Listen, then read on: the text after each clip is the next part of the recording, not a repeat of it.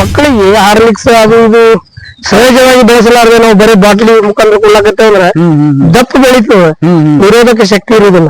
ಮಿತ್ ಆಗ್ಬೇಕಂತ ಅಂದ್ರ ಇವ ರಿಟೈರ್ಮೆಂಟ್ ತೋತಾನ, ಅವ್ರ ಕೈ ಆಗ್ತೋತಾನ. ಯಾವಾಗಲೂ ಇವ್ರ ಬಂದು 20-30 ಲಕ್ಷ ರೂಪಾಯಿ ಆರಾಮ್ ಇರುತ್ತೆ. ಈಗ ಹೆಣ್ಣು ಕುಲ್ಲಾರದವ್ರು ನಾವೇ, ಹೆಣ್ಣು ಬೇಡವ್ರು ನಾವೇ ಅಲ್ಲ. ನಾವು ಎಲ್ಲರೂ ಕೂಡಿದ್ರೆ ಒಂದರಿಗೆ ಹೊಕ್ಕಲ್ತನ ಚಲೋ ಅದ ಬಿಡುವಲ್ಲ. ಹಾ ರೀ, ರೈತರ ಆದವ್ರಿ ಏಕ್ ಬೆಳೆ ಮಾಡ್ತಾರಲ್ರಿ, ಬರೀ ಒಂಟ್ ಬೆಳೆ ಮಾಡುದ್ರಿ, ಅದು ಒಂದು ನೀತಿನೇ ರೀ. ಹಾ ರೀ, ಇದು ನೀತಿಗೆ ತಪ್ಪದ. ಹಾ ರೀ, ಈಗ ನಿಮಗ್ ಫಾಯ್ದೆ ಆಯ್ತಂದ್ರೆ ಅದೇ ಮಾಡೋದು, ಅದೇ ಮಾಡೋದು. ಅದನ್ನ ಮಾಡಿ ಮತ್ತೊಂದು ತಗೋ. ರಾಸಾಯನಿಕ ಏನದಂದ್ರ ಎಲ್ಲ ಕ್ಲೀನ್ ಇರ್ಬೇಕು, ಒಂದೇ ಬೆಳೆ ಇರ್ಬೇಕು, ಕಳೆ ಇರಬಾರ್ದು, ಮಿಶ್ರ ಬೆಳೆ ಇರಬಾರ್ದು, ಸರಳ ರೀತಿ ಒಳಗ ಆಗ್ಬೇಕು ಅಂದಾಗ ಅವ್ರ ಅಟ್ಟ ಕ್ಲಿಯರ್ ಇಟ್ರು ಅಂತಂದ್ರೆ ಅದಕ್ಕೆ ರೋಗ ಅಟ್ಯಾಕ್ ಆಗ್ತದ. ಅಲ್ಲಿಂದ ಅದ್ರ ಬೆಳವಣಿಗೆ ಕುಂಠಿತ ಆಗ್ತದ.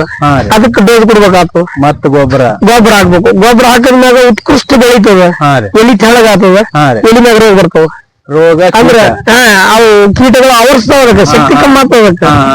ಈಗ ನಾವು ಮಕ್ಕಳಿಗೆ ಹಾರ್ಲಿಕ್ಸ್ ಅದು ಇದು ಸಹಜವಾಗಿ ಬೆಳೆಸಲಾರದೆ ನಾವು ಬರೀ ಬಾಟ್ಲಿ ಮುಖಾಂತರ ಕೊಡ್ಲಾಕತ್ತೇವ ಅಂದ್ರ ದಪ್ಪ ಬೆಳಿತದ, ನಿರೋಧಕ ಶಕ್ತಿ ಇರುದಿಲ್ಲ.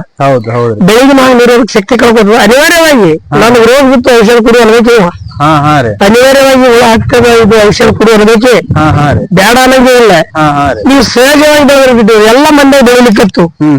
ಈಗೆಲ್ಲ ಹುಣ್ಣದ ಕಲ್ಲದ ಮತ್ತೊಂದು ಎಲ್ಲ ಮಿಕ್ಸಿಂಗ್ ಬೆಳೆಯುತ್ತಂದ್ರ ಒಂದು ಸಹಾಯ ತಗೊಂಡು ಬೆಳಿತದ. ಆಮೇಲೆ ಏನ್ ಮಾಡ್ಕೋತದ, ಪ್ರತಿಯೊಂದು ಬಂದಿಂದಕ್ಕೆ ಹಂಚ್ಕೋತದ. ಈಗ ಬೆಳಿ ಒಳಗ ರೋಗ ಆಯ್ತು ಅಂತಂದ್ರ 10 ಮಂದಿ ಇದ್ದೇವ್ರು ರೇಟ್ ಬೀಳ್ತಾವ, ಸಣ್ಣ ಕಲ್ಲ ಒಬ್ಬನೇ ರೇಟ್ ಬೀಳ್ತದ. ಆ ತರ ಎಲ್ಲಾ ಬೆಳೆಗಳು ಮಿಕ್ಸ್ ಇರೋದ್ರಿಂದ ಎಲ್ಲಾನು ಹಂಚ್ತವ, ಆಹಾರ ಹಂಚ್ತವ, ಉತ್ಪನ್ನ ಹಂಚ್ತವ, ಆಮೇಲೆ ರೋಗ ಹಂಚ್ಕೋತವ, ಕೀಟಗಳಿಗೆ ಹಂಚ್ಕೋತವ.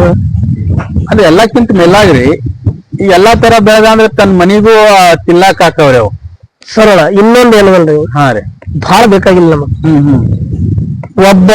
ಒಂದು ಕುಟುಂಬ ಸಮೃದ್ಧವಾಗಿ ಬೆಳಿಬೇಕಾಗಿತ್ತು ಅಂದ್ರ 4 ಎಕರೆ ಜಮೀನ್ ಸಾಕು. 4 ಎಕರೆ ಇದ್ರೆ ಡಿಸಿ ಕಿಂತಲೂ ಆರಾಮ್ ಇರ್ತಾನ. ಡಿಸಿ ಅಂತ ಆರಾಮ್ ಇರೋದಿಲ್ಲ ಬಿಡ್ರಿ. ಅಂದ್ರ ಡಿಸಿ ಲೆವೆಲ್ ಪಗಾರ ಇದ್ದಾಗ ನಮಗ್ ಕಲ್ಪನೆ ಡಿಸಿ ಆರಾಮ್ ಇರ್ತಾನಪ್ಪ ಹೆಂಗಲ್ಲ. ಆ ತರ ಇರ್ತೀವಿ ನಾವ್. ಹೆಂಗಿರ್ತೀವಿ ಅಂತಂದ್ರೆ ನಾವು 10-12 ವರ್ಷ 15 ವರ್ಷಕ್ಕೆ ನಾವ್ ಎಜುಕೇಶನ್ ಮುಗಿತದ್ರಿ. ಡಿಗ್ರಿ ಬಂದೇವ್. ಡಿಗ್ರಿ ಮುಗಿದ ತಕ್ಷಣ ಕೃಷಿ ಮಾಡ್ಬೇಕು ತಾವ್ ಎಂಟ್ರೆನ್ಸ್ ಅಂತಂದ್ರ 4 ಎಕರೆ ಜಮೀನ ನೀರಾವರಿ ಒಳಗ ಕರೆಕ್ಟ್ ಪ್ಲಾನ್ ಮಾಡ್ಕೊಂಡು 1-2 ಎಕರೆ ಕಮರ್ಷಿಯಲ್ ಕ್ರಾಪ್. ಈ ಕಬ್ಬು ಅಂತ 1-2 ಎಕರೆ ಕಮರ್ಷಿಯಲ್ ಕ್ರಾಪ್, 1 ಎಕರೆ ಹಾರ್ಟಿಕಲ್ಚರ್ ಯಾವ್ದ್ರ ಅದು ಕ್ರಾಪ್. ಆಮೇಲೆ 1 ಎಕರೆ ಒಳಗೆ ತರ 1-60 ಎಕರೆ ಜೋಳ, ಗೋಧಿ, ಹೊಟ್ಟಿ ತಿಂತಕ್ಕಂತ ಬೆಳೆಗಳು ಕರೆಕ್ಟ್ ಮಾಡ್ಕೊಂಡು ಒಂದು ಜವಾರಿ ಆಕಳ ಮನ್ಯಾಗ ಸಾಕೊಂಡು ಅದ್ರದೇ ಸಗಣಿ ಜೀವಾಮೃತ ರೂಪದೊಳಗ ಕೊಟ್ಕೋತ ಹೋಗಿ ಅದ್ರದೇ ಹಾಲ ಊಟಕ್ಕೊಂಡು ಆಕಳಿಗೆ ಎಷ್ಟು ಖರ್ಚನೆ ಮಾಡಿರ್ತೀವಿ. ಕರ ಹುಟ್ಟತದ, ಕರ ಅದ್ರ ರೇಟೇ ತಗೋತದ ಮುಂದ. ಅಷ್ಟೇ ಮಾಡ್ಕೋತ ಅವ ದುಡಿಯಕ್ ಶುರು ಮಾಡದ ಅಂತಂದ್ರ ಆಹಾರ ಅಂತೂ ಮನೆಯಿಂದ ತಿಂತಾನ, ಬೆಳೆದಿದ್ದೆ. ಆಮೇಲೆ ಹಾರ್ಟಿಕಲ್ಚರ್ ಹಣ್ಣು ತಿಂತಾನ, ಕೆಲವೊಂದಿಟ್ಟು ಮಾರ್ತಾನ, ಮೇಂಟೆನೆನ್ಸ್ ಹೋಗ್ತದ. 2 ಎಕರೆ ಕಬ್ಬು 2 ಎಕರೆ ಕಬ್ಬು ಕನಿಷ್ಠ ಅಂದ್ರೆ 30 ಟನ್ ಬೆಳೆದಾನಂದ್ರು 60 ಟನ್ ಆಗ್ತದ. 60 ಟನ್ ಇವತ್ತಿಂದ ಮಾರ್ಕೆಟ್ ನೊಳಗೆ 2500 ರೇಟ್ ಆದ್ರು 25 6 150. 1.5 ಲಕ್ಷದಿಂದ 2 ಲಕ್ಷ ರೂಪಾಯಿ. ಇದು ಏನು ಕೈ ಹೆಚ್ಚೋದಿಲ್ಲ, ಸುಮ್ ಡಬ್ಬಾಗ ಹೋಗುದು ಬಿಡೋದು. ಈ ತರ ಒಂದ್ 5-6 ವರ್ಷ ಮಾಡುವ ಅಂದ್ರ 10-12 ಲಕ್ಷ ಡಬ್ಬೆ ಬೀಳ್ತಾವ. ಲಗ್ನ ಆತಾನ, 20-22 ವಯಸ್ಸಿಗೆ ಲಗ್ನ ಆತಾನ, ಹೆಂಡತಿ ಬರ್ತಾಳ. ರೈತ ಕುಟುಂಬಕ್ಕೆ ಸಂಬಂಧಪಟ್ಟಂಗೆ ಹೆಂಡತಿಗೆ ಆತಾನ, ಆಕಿನ ದುಡಿತಾಳ. 4 ವರ್ಷ ಇಬ್ರು ಜೋಡಿಯಾಗಿ ದುಡಿತಾರ. ಅಲ್ಲಿ 4 ವರ್ಷ 2 ಲಕ್ಷ ಹೋಗಿತಾರ. ಅಲ್ಲಿಂದ ಮುಂದೆ ಕೂಸು ಬರೋದ್ರಾಗ ಇವ್ರು ಬಾಂಡವಾಳ 15 ಲಕ್ಷ ಆಗ್ತದೆ ಡಬ್ಬ್ಯಾಗ. ಹಾಕದೇನಿಲ್ಲ. ಈಗ ಸುರುವಿಗೆ ಅವ ಇದಕ್ ಬಂದ ಅಂದ್ರೆ ವ್ಯವಸಾಯಕ್ರಿ, ಈಗ ಮರ ಆಧಾರಿತ ಕೃಷಿನೂ ಮಾಡ್ದ ಅಂತ ತಿಳ್ಕೊರಿ. ಈಗ ಒಡ್ಡಿನ ಮ್ಯಾಗ್ರಿ, ಈಗ ನೀವ್ ಹೇಳಾಕತ್ತೀರಿ 15 ವರ್ಷ ಮ್ಯಾಗ ಅವ ಸಸ್ಟೈನೇಬಲ್ ಆಗಿರ್ತಾನ್ರಿ. ಅವಾಗ ಮರಾನು ಕಟಿಂಗ್ ಬಂದಿರ್ತಾವ್ರಿ. ಈಗ ಒಡ್ಡಿನ ಮ್ಯಾಗ ಇರಂತ ಎಲ್ಲಾನು ಈಗ ಹೆಬ್ಬ್ಯಾವ ಅಲ್ಲಿ ಮತ್ತ ಯಾವ್ರೆ ಈ ರಿಟೈರ್ಮೆಂಟ್ ಫಂಡ್ ಏನು ಬರ್ತಲ್ಲ ಅವೆಲ್ಲ ರಿಟೈರ್ಮೆಂಟ್. ಅಲ್ಲಿ ಮುಂದೆ ಮಗ ಬರೋದ್ರಾಗ ಒಂದು 10-15 ಲಕ್ಷ ಬಂಡವಾಳ ಆಗಿರ್ತದೆ. ಅವ ಏನು ಓದಿಸ್ತಾನ ಓದಿಸ್ಲಿ ಮಗನಿಗೆ. ಸೀದಾ ಕನ್ನಡ ಶಾಲೆಗಳಿಗೆಲ್ಲ ವ್ಯವಸ್ಥೆ ಇದೆ. ಐತ್ರಿ. ಈಗ ಎಲ್ಲರೂ ಅದ್ರ ಕಮರ್ಷಿಯಲ್ ಆಗಿ ಕೂತು ಸ್ಕೂಲ್ ಕನ್ನಡ ಶಾಲೆಗಳು ಓದಿಸಿ ಹೌದ್ ಹೌದ್ರಿ. ಅವ್ನ್ ಡಿಗ್ರಿ ಮುಗಿಸಾನ ಹಾ ರೀ. ನೌಕರಿಗೆ ಎಳಿಲಾರ್ದೆ ಅವನಿಗೆ ಬಂದ್ ನಿಂತ ಇದಕ್ಕಂತಂದ್ರ ಹೌದ್ರಿ. ಇವ ರಿಟೈರ್ಮೆಂಟ್ ತಗೋತಾನ ಅವ್ನ ಕೈಯಾಗ ತಗೋತಾನ. ಯಾವಾಗಲೂ ಇವ್ರ ಬಂದು 20-30 ಲಕ್ಷ ರೂಪಾಯಿ ಆರಾಮ್ ಇರ್ತದೆ. ಆರಾಮ್ ಇರ್ತದ್ರಿ. ಮತ್ ಇನ್ನೊಂದು ಅವ್ರ ದಿನಂತೂ ಹೊಲ ಕೆಲಸ ಮಾಡೋದ್ರಿಂದ ಹಾ ರೀ. ಫಾಲ್ತು ತಿರುಗಾಡೋದಿಲ್ಲ. ಇಲ್ರಿ. ಅವನಿಗೆ 10 ನೋಟ್ ಬೇಕಾಗಿಲ್ಲ. ಹಾ ಹಾ ರೀ. ಮನಿ ಬಾಡಿಗಿಲ್ಲ. ಇಲ್ರಿ. ಏನೂ ಇಲ್ಲ. ಆಕಳ ಹೈನ ಹಾಲ ಉಳ್ತಾನ. ಹೌದ್ರಿ. ಎಲ್ಲ ಕೆಲಸ ಮಾಡ್ತಾನ. ಈಗ ಬಟ್ಟೆ ಮಾಡಲ್ಲಾಕ ವಾರಕ್ಕೊಂದ್ ದಿವ್ಸ ಹೆಂಡತಿ ಕರ್ಕೊಂಡು ಬೇಕಾದ್ರೆ ಎಂಜಾಯ್ ಮಾಡಲ್ಲಾಕ ತಿರ್ಗಾಡಿ ಬರ್ಲಿ. ವರ್ಷಿಗೆ ಒಂದ್ಸಲ ಟೂರ್ ಮಾಡ್ಲಿ. ಮಾಡ್ಲಲ್ರಿ. ಏನ್ ಮಾಡಿದ್ರೆ ಐಶ್ವರ ಬದುಕಲಿಕ್ಕೆ ಸಾಧ್ಯತೆ ಇದೆ ಒಕ್ಕಲ್ತನದಾಗ ಅಂತ ಹೇಳಿ ನನ್ನ ವಾದ. ಈಗ ಒಕ್ಕಲ್ತನ ಮಾಡೋರಿಗೆ ಹೆಣ್ಣು ಕೊಡಲ್ಲ ಇರಲ್ರಿ, ಅದ್ರ ಬಗ್ಗೆ ಏನ್ ಹೇಳ್ತೀರಿ ನೀವು? ನಾವೇ ಇಲ್ಲ. ಈಗ ಹೆಣ್ಣು ಕುಳ್ಳಾರದವ್ರು ನಾವೇ, ಹೆಣ್ಣು ಬೇಡವರು ನಾವೇ ಇಲ್ಲ. ನಾವು ಎಲ್ಲರೂ ಕೂಡಿದ್ರೆ ಒಂದರಿಗೆ ಒಕ್ಕಲ್ತನ ಚಲೋ ಆಗೋದು ಬಿಡುವಲ್ಲ. ಹಾ ರೀ. ಈಗ ನಾಡ್ನಾಗ ಇದ್ದವ್ರಿ ಅಲ್ರಿ, ಕಾಡ್ನಾಗ ಇದ್ದವ್ರು ಅಂತ ಅಲ್ರಿ. ಅಲ್ಲ ನಾವೇ ಅಲ್ಲ. ಈಗ ಒಕ್ಕಲಿಗೆ ನಾವು 70% ಎಲ್ಲರೂ ಅಗ್ರಿಕಲ್ಚರಿಸ್ಟ್ ಇದ್ದೀವಿ. 70%. ಈಗ 70% ಎಲ್ಲರೂ ನೌಕರಿ ಇದ್ದವ್ರು ಯಾವ ನೌಕರಿ ಮಾಡೋದು? ಈಗ ರೈತರ ಈಗ ತಾನೇ ಮೈ ತುಂಬಾ ಸಾಲ ಮಾಡ್ಕೊಂಡಿರ್ತಾನ್ರಿ. ಈಗ ಅವಾಗ ಏನೈತ್ರಿ, ಇದ್ರಾಗ ಏನೈತಿ ಒಕ್ಕಲ್ತನದಾಗ ನೋಡ್ರಿ ಸಾಲ ಯಾಕೆ ಮಾಡ್ಕೊಂಡ್ ತಿಳ್ಕೊಡಿ ನೀವು. ಹಾ ರೀ. ಹೈಟೆಕ್ ನಾ ಹೇಳಿದ್ಮೇಲೆ ಆಗಲೇ ಅತಿ ಆಸೆ ಮೂಡಿಸಿದಂತ ಸೈನ್ಸ್. ಅತಿ ಆಸೆ ಮೂಡಿ ಹೈಟೆಕ್ ಮೂಡಿಸ್ಯಾವ.